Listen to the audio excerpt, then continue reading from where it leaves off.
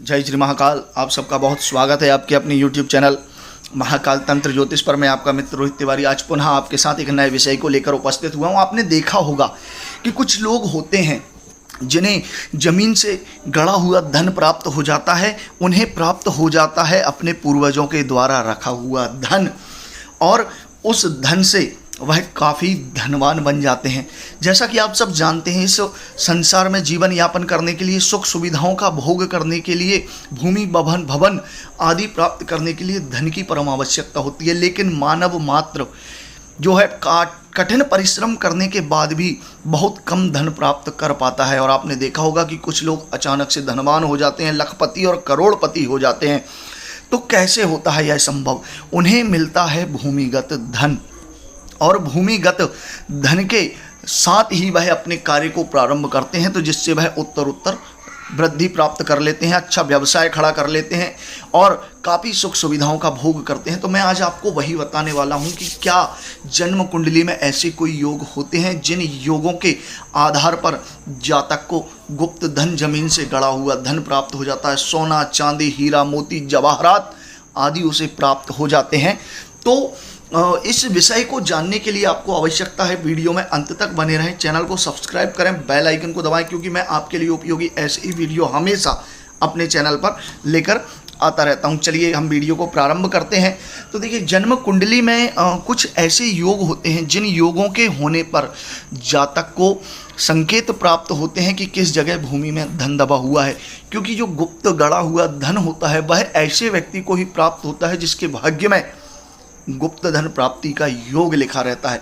तो इसके लिए हमें आवश्यकता है कि हम विशेष रूप से कुंडली का अध्ययन करें, और अध्ययन करने के बाद उसमें देखें कि क्या हमारी कुंडली में भी गुप्त धन प्राप्ति का योग है या नहीं है। अगर नहीं है तो फिर क्यों हमें संकेत मिल रहे हैं, और है तो उन संकेतों के आधार पर कैसे हम धन प्राप्त कर सकते हैं, कैसे वह जमीन से गड़ा हुआ धन हमें मिल जाएगा। आपने देखा होगा कि परिवार के किसी एक सदस्य को ही सपने आते हैं या फिर उसे जो है धन प्राप्ति का संकेत मिलता है, उसे ही इस तरह के योग बनते हैं, अन्य लोगों के साथ ऐसा नहीं होता है। तो हमें उसी जातक की कुंडली में इस तरह के योगों को देखना चाहिए। अगर अन्य कोई व्यक्ति प्रयास करता है तो उसे या तो धन नहीं मिलता है, और धन मिलता है तो वह उस धन का उपयोग नहीं कर सकता है, उस धन से उसे नुकसान और हानि ही उठानी पड़ती है, और वह धन भी उसके पास से चला जाता है। तो सबसे पहले कुंडली का अध्ययन करना बहुत आवश्यक है। तो मैं ऐसे ही कुछ योगों के विषय में आज आपको बताने वाला हूं, जिन योगों के आधार पर आप जान सकते हैं कि जन्म कुंडली में गुप्त धन, गड़ा हुआ धन या भूमि से संबंधित धन प्राप्ति का योग कैसा है। चलिए हम प्रारंभ करें।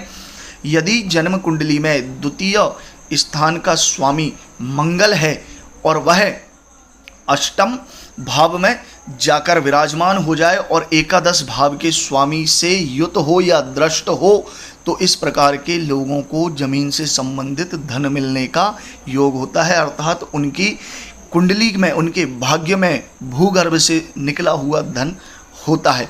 दूसरा जो योग है, अगर द्वितीय स्थान के स्वामी और अष्टम स्थान के स्वामी की युति अष्टम में हो, द्वितीय भाव में हो या एकादश भाव में हो, तो इस प्रकार के जातकों को भी जमीन से संबंधित गुप्त धन प्राप्त अवश्य होता है, और वह इस धन को प्राप्त कर काफ़ी सफल जीवन व्यतीत करते हैं।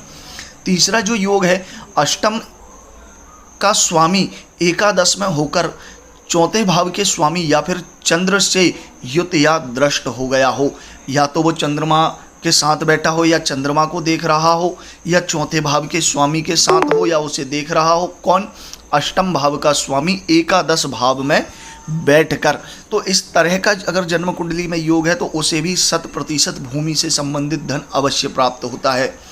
अगर चंद्र मंगल की युति अष्टम भाव में हो जाए, जी हाँ, क्योंकि चंद्र मंगल के संबंध से लक्ष्मी पुत्र नाम का योग बन जाता है, और यदि यही चंद्र मंगल अष्टम भाव में विराजमान हो जाए तो उस जातक को जमीन से प्राप्त धन मिल जाता है, जमीन में दबा हुआ धन मिलने का योग बहुत अच्छा होता है। अगला जो योग है, राहु मंगल की युति एवं धनेश या लाभेश की दृष्टि होना।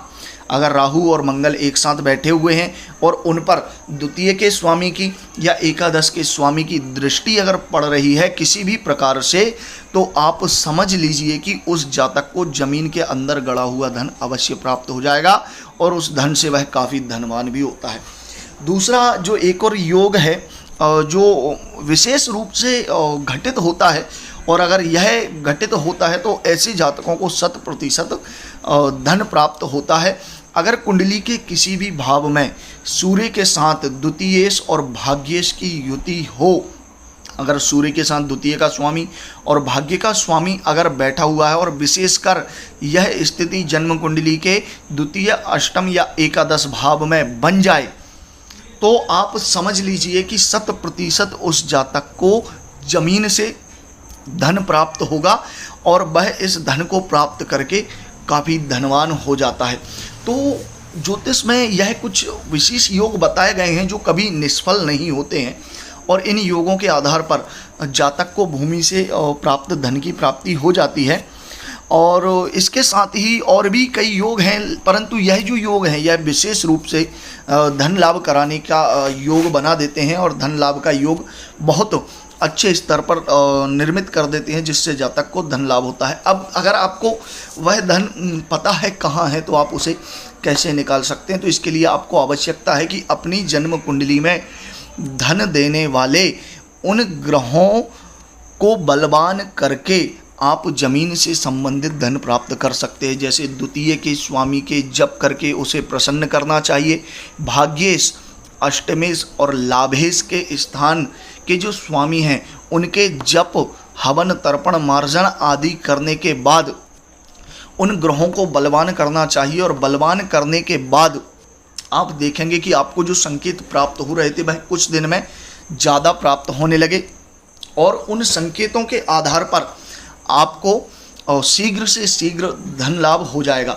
तो आपको आवश्यकता है कि उन ग्रहों को आप मजबूत करें जो ग्रह आपको धन दिलाने वाले हैं लेकिन जन्म कुंडली में निर्बल पड़े हुए हैं, तो उन्हें बलवान करने के बाद आप अवश्य धन प्राप्त कर सकते हैं। आपके जीवन में आप सफलता प्राप्त कर सकते हैं और काफ़ी लाभ आपको प्राप्त हो जाएगा। अगर मेरे द्वारा दी जानकारी आपको अच्छी लगी है तो चैनल को सब्सक्राइब जरूर कर दीजिए, बेल आइकन को भी दबाइए, जिससे आने वाले सभी वीडियोस की नोटिफिकेशन आपको प्राप्त हो सके। अगले वीडियो में नए विषय के साथ पुनः मिलेंगे। जय महाकाल।